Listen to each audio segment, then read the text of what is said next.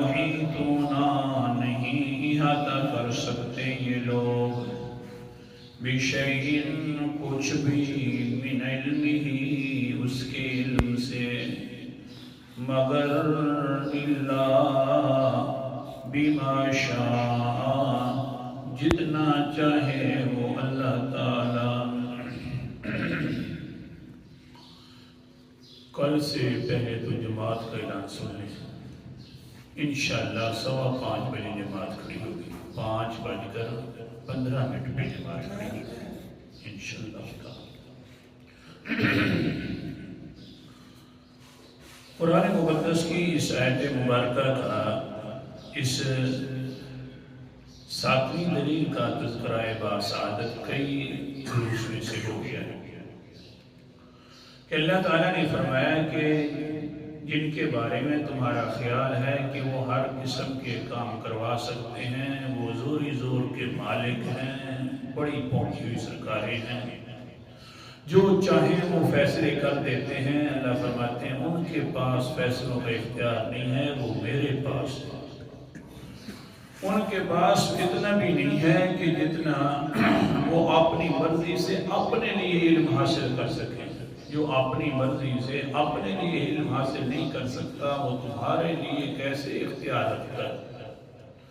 ہاں اتنی بات ضرور ہے کہ میں جتنا چاہتا ہوں اپنے نبیوں کو جتنا چاہتا ہوں اپنی طرف سے علم عطا فرما دیتا ہوں، دیتا میں ہوں، لیکن وہ علم سارا نہیں ہوتا، اپنی طرف سے جتنا چاہتا ہوں۔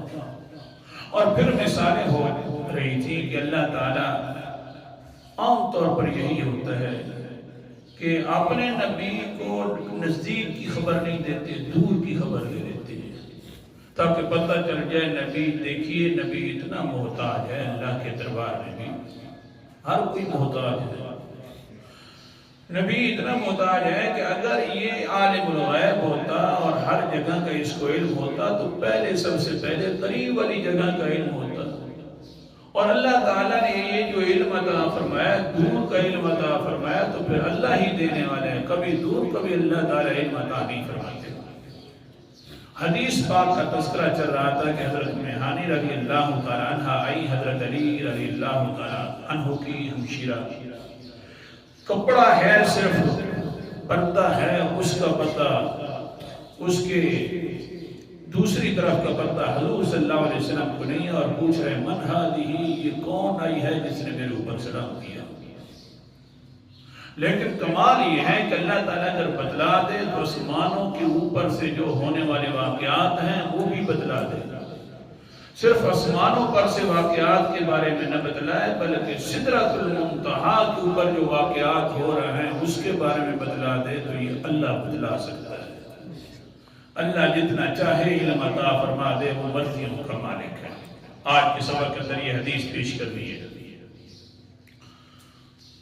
ترمذی شریف کی حدیث ہے، قال النبی صلی اللہ علیہ وسلم انی ارى ما لا ترون واسمع ما لا تسمعون۔ حضور صلی اللہ علیہ وسلم نے فرمایا، او لوگوں جو میں دیکھتا ہوں وہ تم نہیں دیکھ سکتے، جو اللہ تعالیٰ کے ساتھ میں ہم کلام ہوتا ہوں، سنتا ہوں، اسمع ما لا تسمعون، میں ایسی باتیں بھی سن سکتا ہوں جو تم نہیں سن سکتے۔ حق ہے، کیونکہ ہم ہیں انسان، اللہ کے رسول بھی انسان ہے، لیکن ایسا انسان ہے کمال والا کہ اللہ تعالیٰ نے اس طرح کا انسان بنایا بھی نہیں ہے۔ انی ارى ما لا ترون واسمع ما لا تسمعون، میں وہ چیزیں دیکھ لیتا ہوں جو تم نہیں دیکھ سکتے، وہ چیزیں بھی سن سکتا ہوں جو تم نہیں سن سکتے۔ اللہ کے رسول جی کون سی چیز دیکھ لی ہے؟ فرمایا تت السماء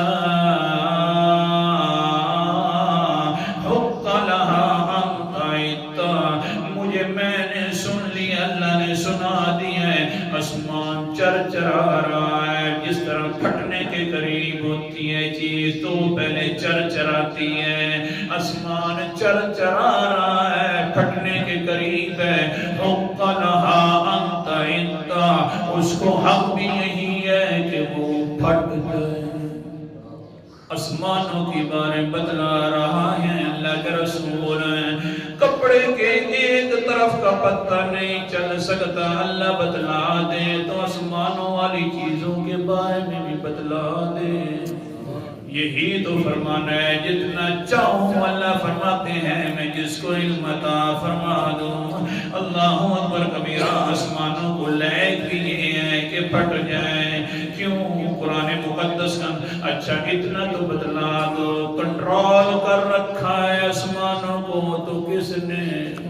اونچا بولو، کس نے؟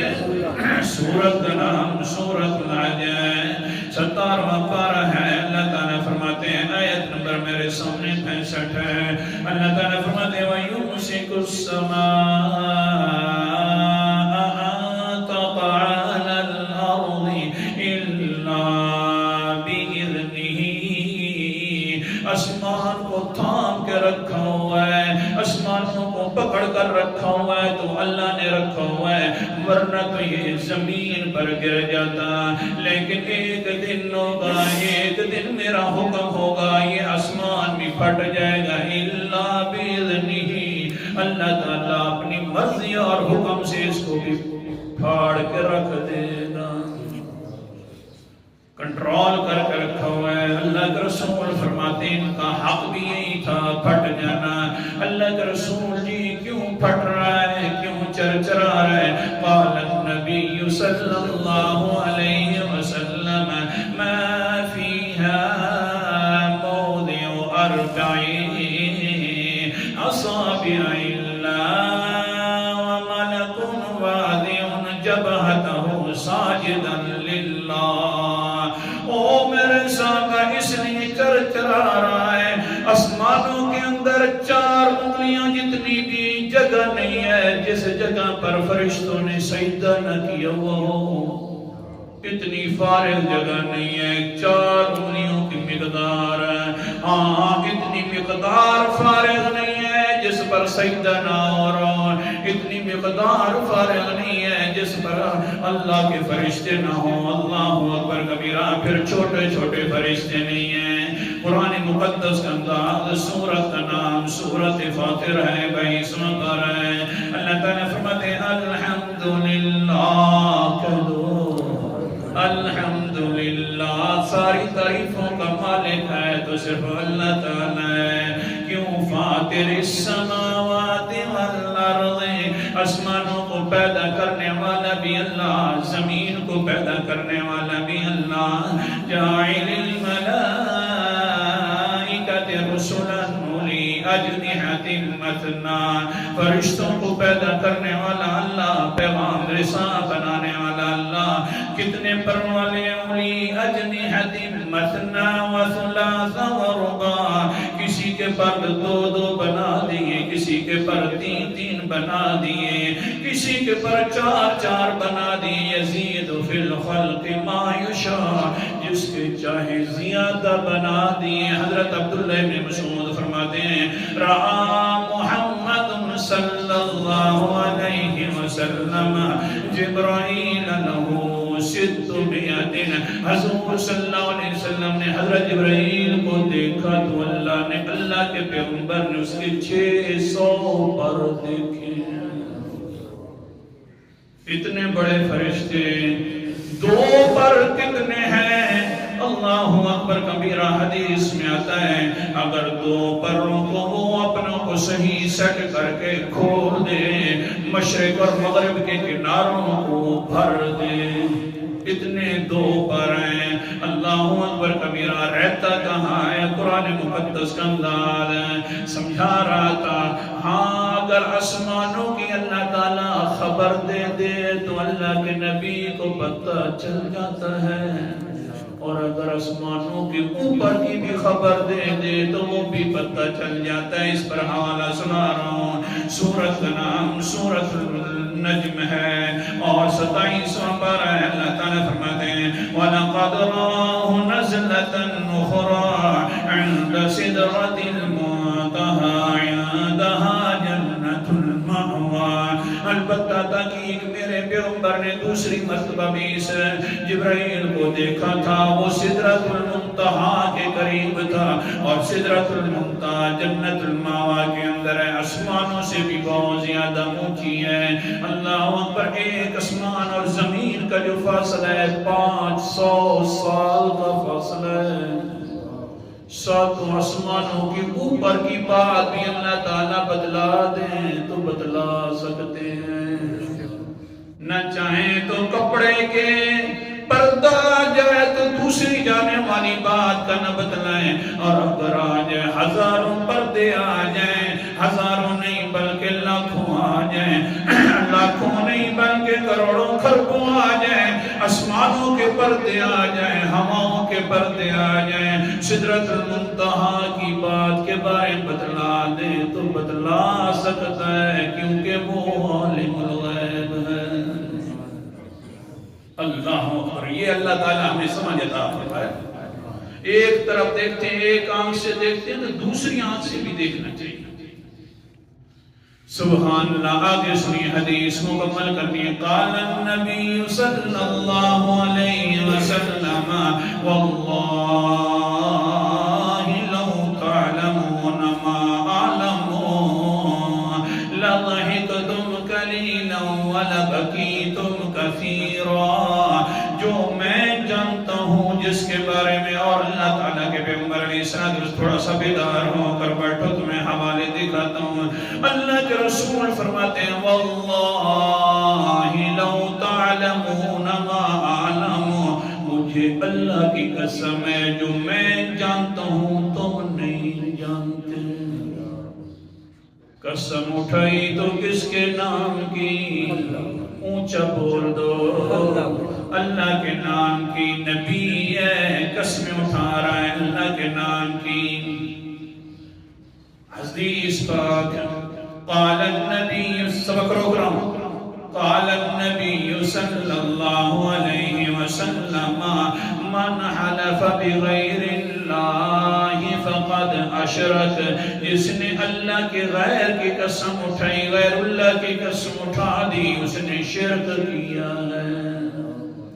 پانچ تن کی قسم، مجھے فلاں پیر کی قسم، حق بہو کی قسم، شیخ عبدالقادر جیلانی کی قسم، حضرت علی کی قسم، حضرت فاطمہ کی قسم. حدیث سنا رہا ہوں، ترمذی کی حدیث ہے، یہ ابو داؤد شریف میں بھی آتی ہے. اللہ کے رسول نے فرمایا جس نے بھی اللہ کے علاوہ غیر اللہ کی قسم اٹھا دی فقد اشرک، اس نے پکی بات ہے شرک کیا ہے. یہاں پر لوگ مغالطہ دیتے ہیں، وہ بھی سن لو تھوڑا سا. جب یہ اس طرح کی آیات پڑھی جائیں، غیر اللہ کی قسم، اللہ کے غیر کی قسم، کہتے تو محمد اللہ ولیوں اور نبیوں کو اللہ کا غیر مانتے ہیں. جی یہ وہابی، جی یہ ولیوں اور بزرگوں کے یہ گستاخ ہیں، اللہ کا غیر مانتے ہیں. وہ غیر اپنی اردو والا سمجھتے ہیں، ہے لفظ غیر عربی والا، اور وہی عربی والا اٹھا کر اس وہی جو اردو کے اندر مفہوم ہے نا وہی سمجھتے ہیں. جس طرح کہ ہم کہتے ہیں یہ ہمارے غیر ہیں، نہیں سمجھے، یہ ہمارے غیر ہیں تو مطلب یہ ہوتا ہے ان کا ہمارے ساتھ اتنا کوئی تعلق نہیں ہے، یہ ہمارے غیر ہیں. تو وہ بھی پھر آگے سے کہتے ہیں توبہ یا اللہ، یہ جو بزرگوں کے گستاخ ہیں، نبیوں کے گستاخ ہیں، ولیوں کے گستاخ ہیں، یہ میاں اللہ کے ولیوں کو، اللہ کے نبیوں کو اللہ کا غیر مانتے ہیں. جی اللہ کے غیر تو نہیں تھے، وہ تو اللہ کے اپنے تھے نا، ان کے ساتھ اللہ کا بڑا تعلق تھا. ولیوں کا بھی اللہ کے ساتھ تعلق ہوتا ہے، اللہ کو ولیوں کے ساتھ پیارے ہوتے ہیں نا. جی نا یہ غیر مانتے ہیں. حدیث پاک. بس جی مولویوں کا شیطان بھی تو آخر مولوی ہوتا ہے. اللہ اکبر کبیر. اس لیے وہ پھر یہ کہتے ہیں غیر سے مراد، اللہ کے غیر سے مراد بت ہیں، ولی نہیں ہیں. اللہ کے غیر سے، کیونکہ وہ ان کے ساتھ، بتوں کے ساتھ اللہ کا تعلق نہیں ہے نا جی. ویسے تو اللہ کے ولیوں کے ساتھ، اللہ کے نبیوں کے ساتھ اللہ کا تعلق ہے، اللہ کا غیر نہ ہوا. لفظ ہے عربی کا، مفہوم کر دیا ہے وہی لفظ کا اردو والا. حدیث پاک مسند احمد کی حدیث ہے. جا کر بیٹھو، بڑی قیمتی بات سنا رہا ہوں. مسند احمد کی حدیث ہے قال النبی صلی اللہ علیہ وسلم اذا جمع اللہ الناس یوم القیامت لیوم لا ریب فیہ نادى منادی من كان أشركا في عمل عمله لله أحدا فليطلب ثوابه عند غير الله. اللہ کے رسول علیہ السلام نے فرمایا قیامت والا دن ہوگا، آواز دینے والا آواز دے گا، اور آواز کے اندر کیا کہے گا؟ اعلان فرمائے گا وہ لوگ من کان اشرکا، جس نے بھی فی عمل، جس انسان نے بھی تھوڑے سے کسی عمل کے اندر شریک کر دیا اللہ تعالیٰ کے ساتھ، وہ عمل تو خاص اللہ تعالیٰ کے لیے تھا، سجدے کرنے ہیں تو صرف کس کے لیے کرنے ہیں؟ نظر نیاز دینی ہے تو صرف کس کے لیے دینی ہے؟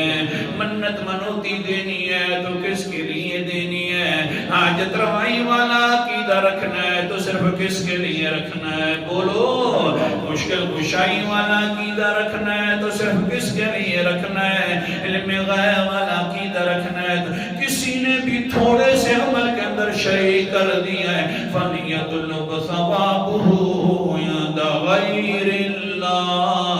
اللہ کے رسول فرماتے ہیں قیامت والے دن وہ اعلان کرنے والا اعلان کرے گا کہ جس نے عمل کیا شرک والا، تھوڑا سا عمل بھی کر دیا، اس کو چاہیے کہ وہ غیر اللہ سے اپنا ثواب لے لے. ہم غیر اللہ نہیں کہتے، کون کہہ رہا ہے؟ اونچا بولو، اللہ کا نبی کہہ رہا ہے. ہم یہ نہیں کہتے یہ غیر ہے اللہ کے. غیر اللہ والا مطلب یہ ہوتا ہے اللہ نہیں ہے، اللہ کے علاوہ ہے. مہربانی کیا کرو اسی غیر کو اپنے اردو میں نہ لے کر آیا کرو جو مفہوم ہے اردو والا. اللہ کا نبی فرما رہا ہے وہاں پر جب اعلان ہوگا کہ تم اللہ کے علاوہ جن کی باتیں کرتے تھے، اللہ کے علاوہ جن کی نظر و نیاز دیتے تھے، آج ثواب بھی انہی سے جا کر لے لو. اللہ شکر ہے تیری ذات کا. کیوں؟ فَإِنَّ اللَّهَ أَغْنَى الشُّرَكَاءَ عَنِ الشِّرْكِ.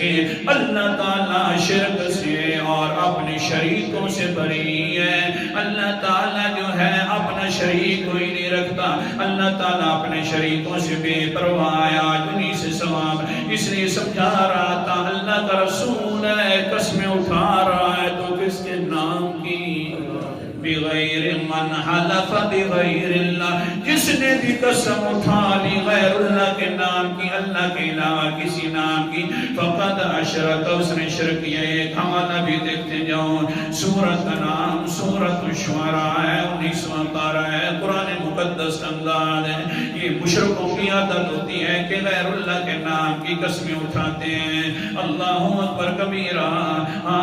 جو فرعون نے منگوائے تھے جادوگروں نے کیا کیا؟ فَأَلْقَوْا حِبَالَهُمْ وَعِصِيَّهُمْ. انہوں نے رسیاں بھی ڈال دی، لاٹھیاں بھی ڈال دی، اور کیا کہنے لگے؟ وَقَالُوا بِعِزَّةِ فِرْعَوْنَ.